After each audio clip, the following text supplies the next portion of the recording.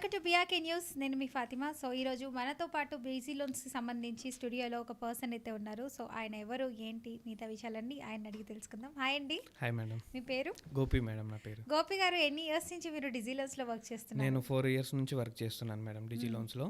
Okay. ఇప్పుడు ప్రెజెంట్గా మేనేజర్గా role చేస్తున్నాను. సో మేనేజర్గా రోల్ చేస్తున్నారు. ఓకే, ఫైన్, బాగుంది. సో ఫస్ట్ నుంచి మీరు డిజీ లోన్స్లోనే వర్క్ చేస్తున్నారా? 4 years 4 years నుంచి డిజీ లోన్స్ నుంచి వర్క్ చేస్తున్నాను. ఏమండి, మీరు కంపెనీ మారే ఉద్దేశాలు ఏం లేవా మీకు అసలు? ఇంత బాగుండగా కంపెనీ ఎందుకు మారుతాను మేడం? అంటే ప్యాకేజ్ బాగుంటుంది, గ్రోత్ ఇంకా బాగుంటుందని చాలా మంది కంపెనీస్ చేంజ్ అవుతూ ఉంటారు. మరి మీరు ఎందుకు చేంజ్ అవ్వలేదు? దానికి కారణాలు ఇక్కడ తెలుసుకోవచ్చా? అయితే కంఫర్ట్ ఉంటుంది మేడం, వర్క్ నేర్చుకోవచ్చు, ఇంకా day by day work improvement నేర్చుకోవటానికి పాసిబిలిటీ ఉంటుంది. ఇక్కడ అంటే బయట కంపెనీలో ఉండవా? అలానే కాదుగా, బయట ఫ్రీడమ్ ఉండదు, ఇక్కడ ఫ్రీడమ్ ఉంటుంది. ఎలాంటి ఫ్రీడమ్ కావాలి మీకు? నాకు ఎలాంటి తెలియాలి. ఫ్రీడమ్ అయినా ఉంటుంది మేడం ఇక్కడ. వర్క్ పరంగా ఉంటుంది, ఎంజాయ్మెంట్గా ఉంటుంది, ఫ్రీగా ఉంటారు. అందుకని ఇక్కడ నుంచి ఇక్కడే వర్క్ చేస్తున్నాను 4 years నుంచి. ఓకే, సో అందుకని 4 years నుంచి ఇక్కడ వర్క్ చేస్తున్నారు. సో కరెంట్లీ మీరు దేనికి సంబంధించి వర్క్ చేస్తున్నారు ఒక మేనేజర్గా? నేను యాక్చువల్గా 2 banks చూస్తాను మేడం ఇక్కడ. 2 banks చూస్తాను. ఒక బ్యాంక్ వచ్చేసి యాక్సిస్ ఫైనాన్స్, ఇంకోటి వచ్చేసి చోలా. ఇవి 2 నాన్ బ్యాంకింగ్ సెక్టర్ మేడం. ఇవి యాక్చువల్గా 2 banks వచ్చేసి నార్మల్గా బీటీస్ చేస్తారు. దీంట్లో 2 బ్యాలెన్స్ ట్రాన్స్ఫర్ అంటారు అనమాట ఈ రెండింటిని. ఓకే. సో పర్సనల్ లోన్కి బ్యాలెన్స్ ట్రాన్స్ఫర్కి అసలు తేడా ఏంటండి? అసలు అంటే ఏంటి? యాక్చువల్గా బీటీ అంటే బ్యాలెన్స్ ట్రాన్స్ఫర్ అంటే ఒక కస్టమర్కి మల్టిపుల్ ఈఎంఐస్, అంటే ఒక బ్యాంక్లో ఇంకొక బ్యాంక్లో డిఫరెంట్ బ్యాంక్స్లో తీసుకున్నప్పుడు కస్టమర్కి ఈఎంఐస్ బర్డన్ అవుతాయి. ఆ బర్డన్ తగ్గించడానికి ఓన్లీ సింగిల్ ఈఎంఐగా కన్వర్ట్ చేసేదాన్ని బ్యాలెన్స్ ట్రాన్స్ఫర్ కింద చేస్తాం మేడం. అంటే ఇప్పుడు 2 బ్యాంక్స్లో తీసుకుంటారు ఒకరు, అదే అమౌంట్ తీసుకుంటారు. సో ఒక బ్యాంక్లోనే ఇంకో బ్యాంక్ అమౌంట్ కూడా ఇందులో ట్రాన్స్ఫర్ అయిపోద్దా? యాక్చువల్గా కస్టమర్ వచ్చేసి 2 banksలో లోన్ 2 different banksలో లోన్ తీసుకున్నారు. కస్టమర్ శాలరీ వచ్చేసి 1 lakh ఉంది. కస్టమర్కి బర్డన్ అవుతుంది, ఐ మీన్ ఈఎంఐస్ కట్టడం, 2 banksలో ఈఎంఐస్ కట్టడం బర్డన్ అవుతుంది. ఈ 2 banks లోన్ అమౌంట్స్ని వేరే బ్యాంక్లో బీటీ చేసుకున్నప్పుడు, బ్యాలెన్స్ ట్రాన్స్ఫర్ చేసుకున్నప్పుడు అది సింగిల్ ఈఎంఐ కింద కన్వర్ట్ అవుతుంది. ఈ 2 పర్సనల్ లోన్స్ అనేవి ఒక బ్యాంక్లోకి మెర్జ్ అవుతుంది. అప్పుడు బ్యాలెన్స్ ట్రాన్స్ఫర్ అది యూస్ఫుల్ అవుతుంది. ఈఎంఐ 2 చోట్ల కట్టే బదులు ఒక దాంట్లోనే. అవును మేడం, దీన్ని బ్యాలెన్స్ ట్రాన్స్ఫర్ అంటాము. ఇది కస్టమర్కి చాలా యూజెస్ ఉంటాయి మేడం బ్యాలెన్స్ ట్రాన్స్ఫర్ వల్ల. అసలు నార్మల్గా తీసుకుంటే లోన్కి బ్యాలెన్స్ ట్రాన్స్ఫర్కి అసలు తేడా ఏంటి? యాక్చువల్గా బ్యాలెన్స్ ట్రాన్స్ఫర్ అంటే చెప్పాను కదా మేడం, మల్టిపుల్ ఈఎంఐస్ ఉంటే ఒక కస్టమర్ బర్డన్ అవుతుంది, మల్టిపుల్ ఈఎంఐస్ కడుతున్నాను నేను అనే బర్డన్ అవుతుంది అనే వల్ల దాని సింగిల్ ఈఎంఐ కింద కన్వర్ట్ చేసుకోవడానికి ఇది చాలా యూస్ఫుల్గా ఉంటుంది మేడం. ఓకే. సో అసలు బీటీలో అంటే ఏం చేస్తారు? అసలు బీటీస్ వచ్చేసి పర్సనల్ లోన్స్ చేస్తాము, క్రెడిట్ కార్డ్ చేస్తాము, యాప్ లోన్స్ చేస్తాము. ఈ 3 BTs చేస్తాం మేడం దీంట్లో. ఓకే. సో యాప్ లోన్స్ అంటున్నారు. ఇప్పుడు మనకి ఒక ఆండ్రాయిడ్ మొబైల్ ఓపెన్ చేస్తే ప్లే స్టోర్లో డిఫరెంట్ యాప్స్ ఉన్నాయి. అవును మేడం, కొత్త. సో అవన్నీ మీ కేటగిరీ చేస్తాం మేడం. యాప్ లోన్స్ అనేది మ్యాక్సిమం అమౌంట్, మినిమం అమౌంట్ ఇంత ఉండాలి దాంట్లో. యాక్చువల్గా 40-50,000కి కస్టమర్ యాప్ లోన్ తీసుకున్నాడు, రేట్ ఆఫ్ ఇంట్రెస్ట్ ఎక్కువ పడుతుంది. దీనివల్ల కస్టమర్కి బర్డన్ అవుతుంది. ఈ యాప్ లోన్ అనేది మనం బ్యాలెన్స్ ట్రాన్స్ఫర్ కింద మార్చుకోవచ్చు, మన దాంట్లో పర్సనల్ లోన్ కింద కన్వర్ట్ అవుతుంది. ఆ యాప్ లోన్ ఏదైతే ఉందో ఆ app loan BT balance transfer చేసుకుంటే మన దాంట్లో పర్సనల్ లోన్ కింద కన్వర్ట్ అవుతుంది మేడం. అసలు యాప్ లోన్ అనేది సేఫ్ అంటారా? యాప్ లోన్స్ అనేది చాలా కొన్ని యాప్స్ మట్టికి సేఫ్ మేడం. అంటే ఎలా? ఆర్బీఐ గైడ్ లైన్స్ ద్వారా వచ్చే యాప్స్ ఉంటాయి మేడం కొన్ని, లైక్ మనీ వ్యూ, నావీ, ఇట్లాంటివి ఆర్బీఐ గైడ్ లైన్స్ త్రూ వస్తాయి. అవి సేఫ్గా ఉంటాయి. కొన్ని యాప్ లోన్స్ ఉంటాయి మేడం, అవి ఫ్రాడ్ యాప్ లోన్స్ అవి. ఓకే. అంటే ఇప్పుడు యాప్ లోన్స్ అంటే బేసిక్గా డాక్యుమెంట్స్ అంటే ఏం సబ్మిట్ చేస్తే లోన్ ఇస్తారు? యాప్ లోన్ అనేది ఇన్స్టెంట్ లోన్ మేడం. అది ఒక కస్టమర్కి ప్రెసెంట్ ఫండ్స్ తెలిసిన కొంతమంది పర్సన్స్ అయితే ఆధార్ కార్డు ప్రొఫైల్ పెట్టేస్తున్నారు వాళ్ళకి, అది వాళ్ళు డౌన్లోడ్ చేసేసుకుంటారు, మనీ అనేది ఇచ్చేస్తున్నారు. సో అలా ఉంటుందా? యాక్చువల్ థింగ్ ఏంటంటే ఒక యాప్ లోన్ తీసుకోవటానికి మెయిన్గా పాన్ కార్డ్ కావాలి మేడం. పాన్ కార్డ్ వల్ల యాప్లో సివిల్ స్కోర్ ఉంటుంది. ఆ పాన్ కార్డ్ ఉంటేనే యాప్ లోన్స్ అనేది ప్రొవైడ్ చేస్తారు. కొన్ని మట్టికి సిస్టమేటిక్గా ఉంటాయి, ఏవైతే జాబ్ చేస్తున్నారా, ఐ మీన్ శాలరీ వస్తుందా లేదా అని కొన్ని చెక్ చేసుకున్న తర్వాతే యాప్ లోన్ అనేది ప్రొవైడ్ చేస్తారు. యాప్ లోన్స్లో చాలా టైప్స్ ఉన్నాయి మేడం.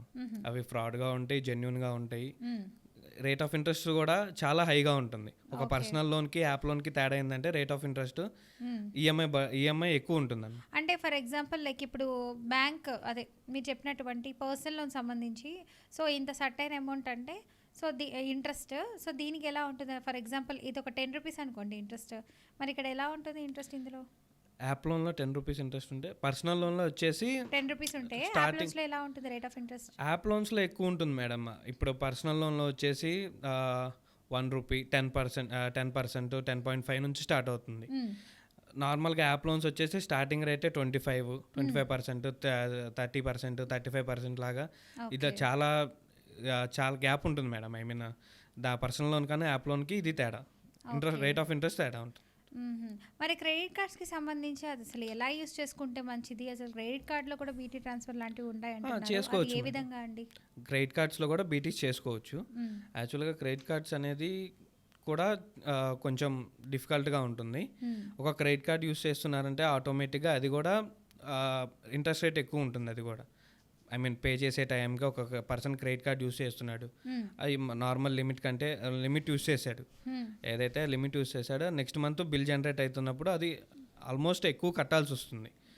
మనం ఏంటంటే ఒక కస్టమర్ కట్టలేనప్పుడు దాన్ని బ్యాలెన్స్ ట్రాన్స్ఫర్ పెట్టుకుంటే ఏదైతే కార్డు పేమెంట్ ఉంటుందో అది ఐ మీన్ కార్డు పేమెంట్ ఉంటుందో అది పర్సనల్ లోన్ కింద కన్వర్ట్ అయ్యి పర్సనల్ లోన్ చేసేసుకోవచ్చు మేడం. ఓకే, సో ఇప్పుడు నాకు ఇంకొక డౌట్ వచ్చిందండి. చాలా మంది క్రెడిట్ కార్డ్స్ తీసుకుంటారు, credit card validity like 45 days వరకు ఉంటుందంటారు. కొంతమంది ఎలా అంటే ఇప్పుడు క్రెడిట్ కార్డు ఒక 20-25 డేస్కి ఒక టర్మ్ లాగా కడతారు, మిగతా అమౌంట్ ఇంకొక 4-5 డేస్ గ్యాప్ తీసుకొని మిగతాది కట్టేస్తారు. అయినా కూడా ఛార్జెస్ అనేది ఎక్కువ పడుతున్నాయి అంటున్నారు. అసలు దేని గురించి అన్ని ఛార్జెస్ పడుతున్నాయి? యాక్చువల్గా క్రెడిట్ కార్డ్ అనేది సపోజ్ ఇప్పుడు మీకు ఒక 50,000 లిమిట్ ఇచ్చాడు కదా క్రెడిట్ కార్డ్ అనేది. ఆ క్రెడిట్ కార్డ్కి మీరు ఒక 40,000 వరకు యూస్ చేశాడు, 10,000 ఉంచారు. నెక్స్ట్ మంత్ బిల్ పేమెంట్ చేయడానికి ఆ 40,000 మీరు పే చేయాలి. మీ దగ్గర 40,000 అమౌంట్ లేదు అంటే మట్టికి మినిమం డ్యూ ఏదైతే ఆ 40,000కి వడ్డీ పడుతుంది. ఆ వడ్డీ మీరు పే చేసుకుంటే ఆ వడ్డీ ఎన్ని మంత్స్ లైక్ నెక్స్ట్ మంత్ కట్టాల్సి వస్తుంది? Next month compulsory. అదే మీ 40,000 యూస్ చేశారు కదా, ఆ యూస్ చేసిన దానికి మీరు వడ్డీ కడుతున్నారు. I mean me civil score తగ్గకుండా ఉండటానికి కానీ మీరు లేట్ పేమెంట్స్ కాకుండా ఉండటానికి కానీ ఆ 40,000కి మీరు మినిమం డ్యూ కడుతున్నారు. దానికి ఆ మినిమం డ్యూ కట్టేదాన్ని క్రెడిట్ కార్డ్స్కి ప్రాబ్లం ఉండదు మేడం. ఏదైతే I mean CIBIL score impact కానీ లేట్ పేమెంట్ ఛార్జెస్ కానీ ఇవి పడకుండా మీరు మినిమం డ్యూ కడుతుంటారు. సో ఇప్పుడు 50,000 నేను క్రెడిట్ కార్డ్ నుంచి అమౌంట్ తీసుకుంటానండి. తీసుకున్న తర్వాత నేను ఆ 45 డేస్ లోపలే 25,000 ఒకసారి కడతాను, మళ్ళీ 4 డేస్ గ్యాప్ తీసుకొని మళ్ళీ 25,000 కడతాను, 45 డేస్ లోపలే కడతాను. సో అయినా కూడా కట్ అవుతున్నందుకు ఛార్జెస్ పెడుతున్నాయి. యాక్చువల్గా మీరు ఒక బ్యాంక్ క్రెడిట్ కార్డ్ వాడుతున్నారంటే కంపల్సరీగా విత్డ్రాకి పేమెంట్కి ఛార్జెస్ పడతాయి మేడం. కంపల్సరీగా అది 2% కావచ్చు, 3% కావచ్చు, కంపల్సరీగా ఛార్జెస్ అనేది మ్యాండేటరీ. మీరు ఎందుకంటే ఒక కార్డ్ అది చాలా మంది ఏంటంటే నేను ఇప్పుడు విత్డ్రా చేసుకున్నాను, ఓకే నాకు అమౌంట్ పడిపోయింది, నేను మళ్ళీ రిటర్న్ ఇచ్చేస్తా, అయినా కూడా నాకు ఛార్జెస్ పడుతున్నాయి అంటున్నారు చాలా మంది. కంపల్సరీగా పడతాయి మేడం, విత్డ్రా చేసాం కాబట్టి. సో అది 1%, 2% అది మనం చెప్పలేము, బట్ పడతాయి ఛార్జెస్ అనేది compulsory madam. Okay, so credit card అన్నది ఎంతవరకు కావాలో అంతవరకు యూజ్ చేసుకోవాలి, లేదంటే ఛార్జెస్ ఎక్కువ అవుతాయి. ఓకే, సో పర్సనల్ లోన్స్కి క్రెడిట్ కార్డ్కి కూడా లైక్ ఇది కూడా బీటీలో కన్వర్ట్ చేసుకోవచ్చు మేడం. ఇప్పుడు కస్టమర్ ఒక బ్యాలెన్స్ ట్రాన్స్ఫర్కి వస్తున్నాడంటే కస్టమర్కి ఒక ఈఎంఐ కస్టమర్ అమౌంట్ సరిపోవట్లేదు, అతను వచ్చే శాలరీకి యూసే ఐ మీన్ అతను వచ్చిన శాలరీకి ఇంకా ఎక్స్పెన్సెస్ ఎక్కువ వాడుతున్నాడు. అవునండి, ఇది మాత్రం ముఖ్యంగా మాలాంటి వాళ్ళు ఎక్కువ వాడుతున్నాం. బేసిక్గా ఒక కస్టమర్ దగ్గర ఒక 4-5 కార్డ్స్ ఉన్నాయి, అతని శాలరీ ఒక 2 lakhs అనుకుందాం. ఆ 4-5 lakhs వచ్చే కస్టమర్ కార్డ్స్ వచ్చేసి ఒక 6 lakhs వరకు ఉన్నాయి. 2 lakhs కస్టమర్ శాలరీకి 6 lakhs వాడతాడంటే అది కట్టుకోలేడు అతను. అప్పుడు మినిమం డ్యూ చేస్తాడు, ఎంతైతే మినిమం ఉంటుందో ఆ మినిమం డ్యూ చేస్తాడు. ఇప్పుడు కస్టమర్కి బర్డన్ అయిపోతుంది, అసలు అమౌంట్ అలాగే ఉంటుంది, మినిమం డ్యూ కడుతుంటాడు ఎవ్రీ మంత్. అప్పుడు బ్యాలెన్స్ ట్రాన్స్ఫర్ చేసుకుంటే ఏదైతే కార్డు పేమెంట్స్ ఉంటాయో ఆ కార్డు పేమెంట్స్ అనేవి మన బ్యాంక్ చేస్తుంది మేడం. ఇప్పుడు 4 క్రెడిట్ కార్డులు ఉంటాయండి, సో 4 కూడా అమౌంట్ తీసేసుకుంటారు, సో అది వీటిలో ట్రాన్స్ఫర్ చేసుకోవచ్చు మేడం. కస్టమర్ ఏంటంటే 100% వరకు యూస్ చేయకుండా ఉంటే మనం చేయొచ్చు మేడం. ఒక కస్టమర్ లిమిట్ కంటే ఎక్కువ యూస్ చేశాడంటే అది ప్రాబ్లం అవుతుంది. సపోజ్ ఇప్పుడు అతను లిమిట్ వచ్చేసి 1 lakh అనుకోండి, 1,20,000, 1,30,000 యూజ్ చేశాడు కార్డ్ నుంచి, అప్పుడు ప్రాబ్లం అవుతుంది. కార్డ్ 100% యూటిలైజ్ చేస్తున్నాడు కస్టమర్ అంటే కస్టమర్ సర్వైవ్ అయిపోతున్నాడు. అతని శాలరీ వచ్చే శాలరీ కంటే సర్వే డెవలప్ అవుతుంది కాబట్టి కస్టమర్ కార్డ్స్ వాడుతున్నాడు. ఓకే. సో ఎంతవరకు కావాలో అంతవరకు వాడుకుంటే ఎలాంటి better ప్రాబ్లం ఉంటుంది. ఉండదు, ఉన్న దాంట్లోనే సర్దుకుపోవాలంటారు. ఓకే. సో యాప్ లోన్స్లో కూడా బీటీ అనేది ట్రాన్స్ఫర్ చేసుకోవచ్చు మేడం. కొన్ని యాప్ లోన్స్ చేయదు కాదు, కొన్ని యాప్ లోన్స్ చేసుకోవచ్చు మేడం. యాప్ లోన్స్కి మేజర్గా కావాల్సింది వచ్చేసి ఫోర్క్లోజర్ లెటర్ అని చెప్పి ఉంటుంది. ఆ ఫోర్క్లోజర్ లెటర్ ప్రొవైడ్ అయితే ప్రాబ్లం లేదు, చేసేసుకోవచ్చు. ఓకే. సో ఇప్పుడు చాలామంది అవగాహన లేక యాప్ లోన్స్ ఎమర్జెన్సీ కేసెస్ అని చెప్పి బయట ఇంట్రెస్ట్లు కట్టలేక ఆల్రెడీ ఫ్యామిలీలో అప్పులు చేస్తున్నారు, అట్ ద సేమ్ టైం బ్యాంక్స్లో లోన్స్ తీసుకుంటున్నారు, అండ్ అవి ఇవి రెండు కట్టలేక మళ్ళీ ఇంకా మనీ కావాల్సి వస్తుంది. ఇప్పుడు ఆపరేషన్స్కి కావచ్చు, ఇంకా డిఫరెంట్ టైప్స్కి.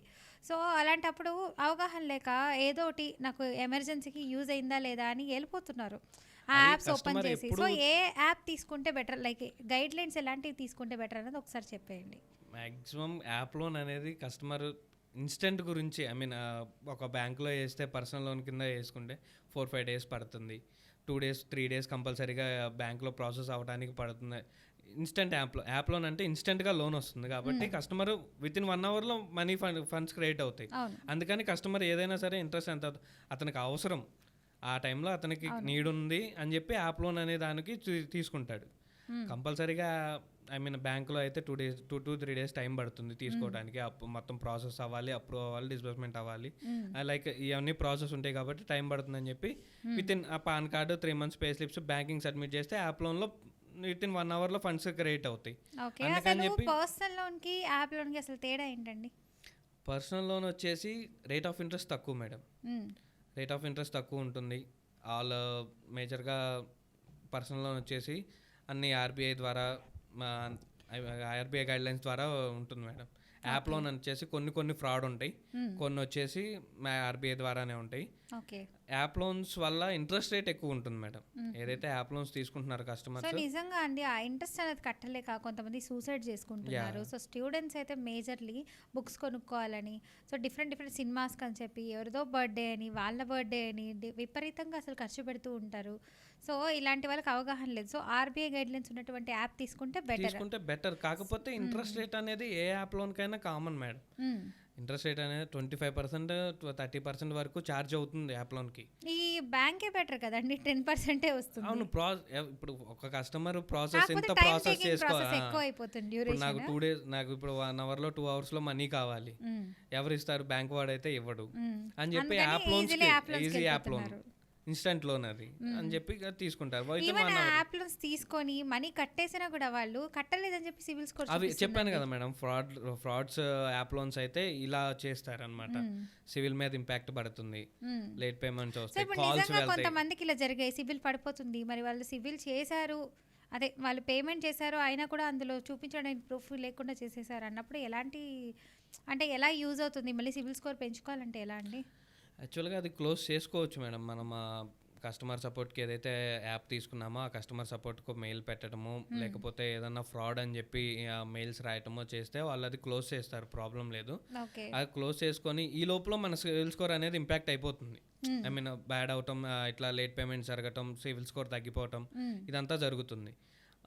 అప్పుడు ఏదన్నా చిన్న credit card, I mean credit card something ఒక 10,000 15,000 క్రెడిట్ కార్డ్ కానీ లేదు అనుకుంటే గోల్డ్ లోన్, ఒక మన పాన్ కార్డ్ మీద గోల్డ్ లోన్ బ్యాంక్లో పెట్టుకుంటే గోల్డ్ లోన్ వల్ల కూడా సివిల్ పెరుగుతుంది మేడం. ఇది బెటర్ ఆప్షన్. ఇది ఇలాంటి చిన్న ఏమైనా చేసుకుంటే కొంచెం సివిల్ 700 అబౌవ్ వస్తే ఆటోమేటిక్గా నెక్స్ట్ క్రెడిట్ కార్డ్స్ ఇవ్వడానికి కానీ ఏదన్నా పర్సనల్ లోన్ ఇవ్వడానికి కానీ వస్తుంది మేడం. ఓకే. సో ఇలాగా పర్సనల్ లోన్కి యాప్స్కి తేడా చెప్తున్నారు. సో ఇప్పుడు బీటీ వల్ల ఎలాంటి బెనిఫిట్స్ ఉంటాయండి అసలు జనాలందరికీ? బీటీ అంటే బ్యాలెన్స్ ట్రాన్స్ఫర్ చేసుకున్నప్పుడు మేడం, ఒక కస్టమర్ వచ్చేసి మల్టిపుల్ బ్యాంక్స్ అంటే సంథింగ్ చిన్న యాప్ లోన్స్ తీసుకున్నారు అండ్ క్రెడిట్ కార్డ్స్ పేమెంట్స్ ఉన్నాయి. యాప్ లోన్స్లో 25-30 వరకు రేట్ ఆఫ్ ఇంట్రెస్ట్ వస్తుంది. ఇక్కడ మనం ప్రొవైడ్ చేసే యాప్ లోన్స్ బీటీ చేసినప్పుడు, మన బ్యాంక్లో బీటీ చేసినప్పుడు కస్టమర్కి రేట్ ఆఫ్ ఇంట్రెస్ట్ తగ్గుతుంది. ఐ మీన్ 14.5, 15, 16 అలా వస్తుంది రేట్ ఆఫ్. ఆల్మోస్ట్ 25% నుంచి 16% అంటే నార్మల్ 10% తగ్గుతుంది. అప్పుడు కస్టమర్కి బెనిఫిట్సే కదా మేడం. అది ఈఎంఐ బర్డన్ తగ్గుతుంది. ముందు సపోజ్ ఒక 50K యాప్ లోన్స్ తీసుకున్నాడు, ఆల్మోస్ట్ 8,000 9,000 ఈఎంఐ కడుతున్నాడు మంత్లీ. ఇక్కడ అవన్నీ మెర్జ్ చేసి ఒకటే ఈఎంఐ కింద ఫండ్ చేయొచ్చు మనం. దాన్ని బ్యాలెన్స్ ట్రాన్స్ఫర్గా యూజెస్ ఉంటాయి madam. I mean rate of interest తక్కువ కోసం సింగిల్ ఈఎంఐ కింద కన్వర్ట్ చేసుకోవచ్చు మేడం. సో మీరు బీటీ గురించి బెనిఫిట్స్ చెప్పారు, ఇలా యూజ్ చేసుకోవచ్చు, ఇలా చేయొచ్చు అని. మరి దాని ప్రాసెస్ ఎలా ఉంటుందండి? ప్రాసెస్ వచ్చేసి మేడం, ఒక యాప్ లోన్ కానీ క్రెడిట్ క్రెడిట్ కార్డ్ కానీ ఒక పర్సనల్ లోన్ కానీ బ్యాలెన్స్ ట్రాన్స్ఫర్ చేయాలి అనుకుంటే మనం వాటి క్లోజర్ లెటర్స్ ఉంటాయి మేడం. ఐ మీన్ ఒక బ్యాంక్లో నుంచి మనం వేరే బ్యాంక్కి ట్రాన్స్ఫర్ చేసుకుంటున్నామని చెప్పి ఒక లెటర్ ఇస్తారు వాళ్ళు. క్లోజ్ మనం లోన్ అనే దాన్ని క్లోజ్ చేస్తున్నాము అని చెప్పి ఒక లెటర్ ప్రొవైడ్ చేస్తారు. ఆ లెటర్ మనం ఏదైతే బ్యాంక్ బీటీ చేస్తుందో ఆ బ్యాంక్కి ప్రొవైడ్ చేస్తే వాళ్ళు ఇంత రిలీజ్ చేస్తారు అమౌంట్ అనేది. ఐ మీన్ యాప్స్కి అయితే డైరెక్ట్గా నెఫ్ట్ ట్రాన్స్ఫర్ కొట్టేస్తారు, కార్డ్స్కి అయితే డైరెక్ట్గా కార్డ్స్ పేమెంట్ చేసేస్తారు. ఒక పర్సనల్ లోన్కి వచ్చేసి చెక్స్ డీడీస్ ప్రొవైడ్ చేస్తారు. ఆ డీడీస్ మనం బ్యాంకుకి వెళ్ళి క్లోజ్ చేసుకోవాలి మేడం. వీటి ప్రాసెస్ వచ్చేసి ఐ మీన్ ఒక బీటీ ప్రాసెస్ వచ్చేసి క్లోజర్ లెటర్ దాని మీద ఆధారపడి ఉంటుంది మేడం. ఓకే, సో ఇలా చేస్తారు కాబట్టి బెటర్ అంటారు. సో పర్సనల్ లోన్స్ తీసుకోవాలన్న వాళ్ళు రేట్ ఆఫ్ ఇంట్రెస్ట్ అయితే బాగుంటుంది. సో ఇంకా యాప్ లోన్స్ని నమ్మే బదులు డైరెక్ట్గా ఫిజికల్గా వచ్చి ఇట్లా కలిసి మాట్లాడి, సో ఇది మన ప్రాబ్లము, సో మన బడ్జెట్ ఇంత, సో దీనికి ఏ ఈఎంఐ బెనిఫిట్, సో ఇంత తీసుకుంటే ఇంత బెనిఫిట్ అనేది బెటర్ అంటారు అయితే. ఓకే, సో చూసారు కదండి, గోపి గారు అయితే చాలా చక్కగా ఎక్స్ప్లెయిన్ చేశారు మనకి పర్సనల్ లోన్స్ గురించి, సిబిల్ స్కోర్లో ఇష్యూస్ వస్తే ఎలా ఉంటుంది, సో దీని గురించి మంచి ఇన్ఫర్మేషన్ అయితే ఇచ్చారు. సో బ్యాంక్ ట్రాన్స్ఫర్ బీటీ కూడా ఎలా చేసుకోవచ్చు, దానివల్ల బెనిఫిట్స్ ఏంటి, సో మొత్తం అయితే ఈ వీడియోలో చూపించేసాను. చూసారు కదండి, థ్యాంక్ యూ సో మచ్ అండి, చాలా చక్కగా ఎక్స్ప్లెయిన్ చేశారు ప్రతి ఒక్కటి. Thank you. సో ఇంకా మీకు ఎవరైనా డౌట్స్ ఉంటే పర్సనల్ లోన్స్ గురించి కానీ, లేదంటే సిబిల్ స్కోర్ గురించి కానీ, ఇట్లా బ్యాలెన్స్ ట్రాన్స్ఫర్ గురించి కానీ ఏమైనా డౌట్స్ ఉంటే కామెంట్ రూపంలో తెలియజేయండి. సో ఇంకొక వీడియోలో అయితే కలుద్దాం. Thank you.